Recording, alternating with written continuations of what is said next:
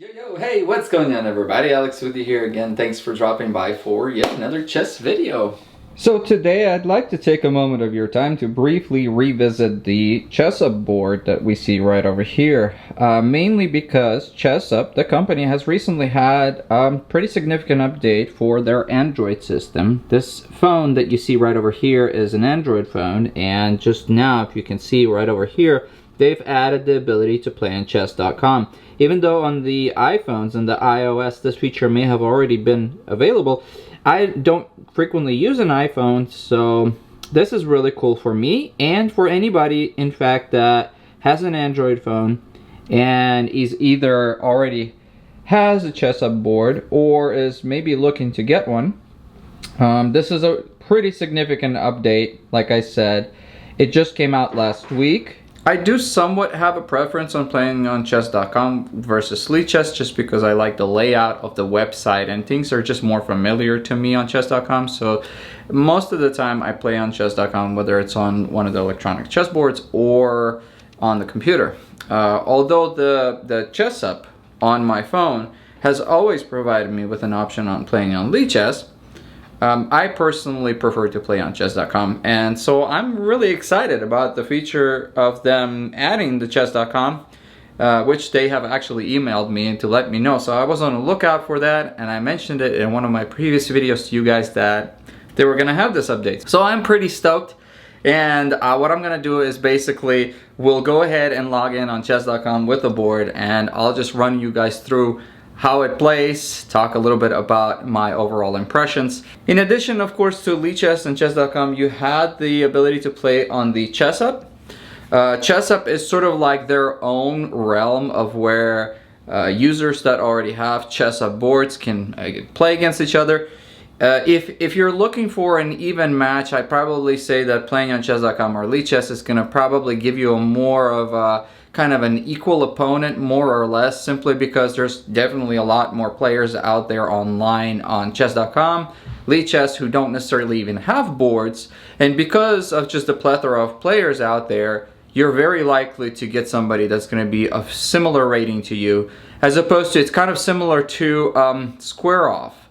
If you played on the Square Off realm, sort of their own little Square Off product, you know, individuals, you a lot of times would end up finding somebody, but their rating might be they're like 100 points higher or lower than yours, which could set you at either getting destroyed or you might feel like the game is just uneven as far as the difficulty. Alrighty, so here we are. We have the ChessUp app opened, and like I said, now we have the chess.com beta version, which I'm super excited about.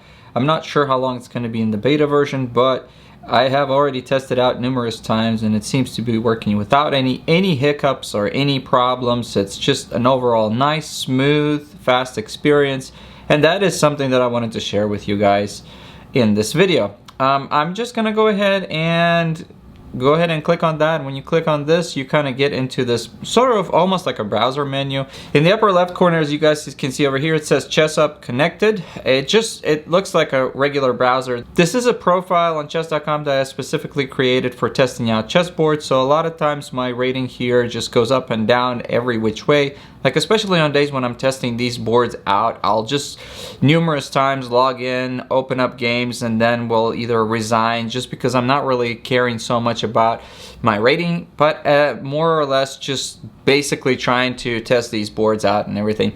When you click on the new game here, that you have the option to select different time intervals, whatever time interval you want to play, whether it's 3-minute, 5-minute games, 1 minute.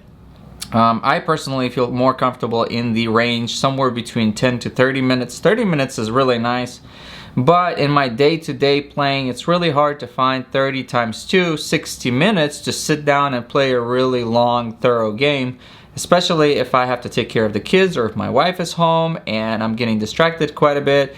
Most of the time I'll actually play at 10 minutes, but playing on a regular, like an electronic chessboard, 10 minutes a lot of times is just not enough time for me. So the sweet spot for me right now would be like 15-minute game with 10-second increment, which seems to work pretty well. So we'll go ahead and press play. One of the things I want you guys to pay attention to, okay, it looks like I've been selected to play as white, so I'm gonna flip this over. And one of the things I want to show you guys today is not so much so my playing skill or anything. I just want to kind of point out to you how quickly, and if you follow me on the screen here, how quickly the pieces are being registered here. As you can see, there's practically no lag. Pieces show up right away, which is really, really nice. Whether it's something that chess.com made or it's something that is basically an update to this board, I'm happy seeing that there's practically no lag. Either way, creates for a very nice and smooth experience.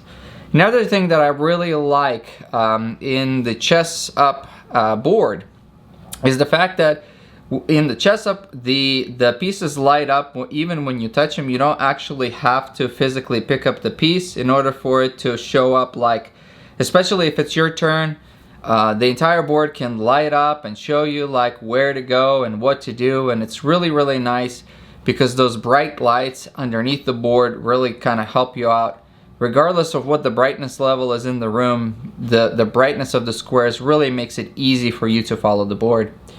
And it makes it easy for you to see where like if the opponent is moving a certain way, it's nice and the entire square lights up. So it kind of, you're not like looking around, okay, which piece lit up. It's really hard to see, especially if the little LED lights are just sort of outside. Here it's all really, really nice. So I'm probably gonna just start playing and play through, and maybe I'll fast forward the video so that way you guys are not stuck here bored watching me play at regular speeds. And regardless of whether I win this game or not, I'm just basically creating this video as a way to sort of help you guys out by making you see that the overall playing experience on chess.com plays really, really well.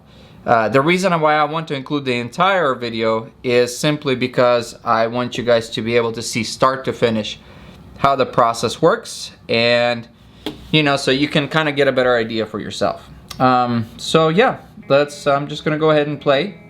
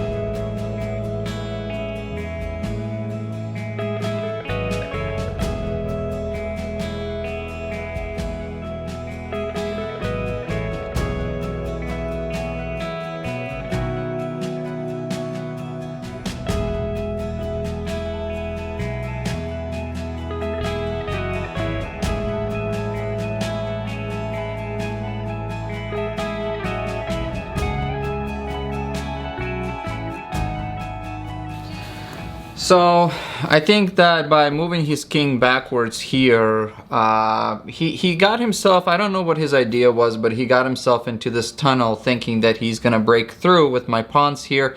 But when I moved the king over there, it created sort of an impassable route. And the fact that he had to protect the pawn right over here with his rook, he couldn't really utilize the rook much. Not only that, because of my 2 pawns here, and I could have brought him up even a little bit closer, then even though my king was over here in this area, he couldn't effectively come over here and give me a check because it wouldn't work, since I could push up this pawn here, and even with him going all the way around to try to get this pawn or this pawn, I felt like as soon as I would have taken that pawn here, his backwards pawn, with my rook, because my rook was sitting here, I would have immediately protected my pawn right over here. And I felt like overall the last part of the game just worked out nicely. He gave up at this point, obviously, because he shouldn't have traded the rook, in my opinion. That was a giveaway, because clearly my king was here and it was cutting his king off from proceeding this way. He didn't even go this way because, well, this wouldn't have accomplished anything except losing tempo. And as soon as his king was cut off here, it's just a lost game, essentially. So, yeah, more or less, we've played through a full game. And that's kind of what I wanted to share with you guys today, even though some of it was fast-forwarded, just for your all's sake. But one of the things I wanted to mention as far as the overall ChessUp board and what it offers that maybe some of the other boards do not offer necessarily. So the other day I was playing online on chess.com, and my daughter came downstairs. She's 6 years old, and she was supposed to be brushing her teeth upstairs, but I guess she didn't. And so she came downstairs and she was like, "Hey Daddy, what you doing?" And I was like, "Well, I'm playing online." So she came and moved some of my pieces around, and all of a sudden I lost the online game, which is no big deal. But she said, "Can I play with you?" And that was one of the things that I found ChessUp to be really nice, because ChessUp has all these different colors of the squares. We have the green, we have the purple, the blue, and the red. And all the different colors have different sort of indications. So basically I said, "Yeah, honey, you can play." And she doesn't really know how to play really well, but I went in here and I said 2-player. I was gonna play as white, she was gonna play as black, and then I put my assistant level 1, which is essentially no assistance, and her assistance level was 6. So I went ahead and did that, and basically I explained to her, I said, "Honey, if you can press these pieces in this particular way, and anywhere where it reads red is not a good move. It's an okay move to make, but it's not the best move. Anywhere where it shows blue," I said, "is a better move. And anywhere where any of these pieces show up as green is usually the best move." Okay, now in this particular case, I personally like to go to e5, but in this case it shows that the board feels like at this moment the better move would be to go to e6. So fine, and then I'll go ahead and do that. And in this case, so we started playing and she really had a great time. I wish I could have recorded it, but I didn't. And like I said, it was really fun because basically she would go through and she would see like which ones of the pieces do what. Like in this case, it says that moving forward is better than taking the pawn. Fine, I agree too, because it pushes this out of the way. And even if I go here, it's not the best thing, but probably better for me like this. And she went and she hit all the pieces like this, and she was super happy. And we had a great time. Even though we didn't finish the game, she felt like she was able to play chess. So I feel like this board, this ChessUp board, is really nice for somebody who's like a parent and knows how to play chess and maybe wants to get their kids into playing chess. With this sort of help, it's really nifty, because you can basically teach your kids chess like this in this sort of way, and it's very helpful. That's about it. So that's about all I wanted to share with you guys. Really, the whole video could have ended in about me saying basically that now ChessUp has the ability to have you play online on chess.com with the Android. And that could have been it, but I wanted to expand the video, make it a little bit longer to kind of show you how it works. So if you found this video in any way helpful to you and maybe making a decision or just for, I don't know, for entertainment purposes in any ways, make sure you hit that like, leave a comment below, and I'll see you guys in the next video, okay? Bye-bye.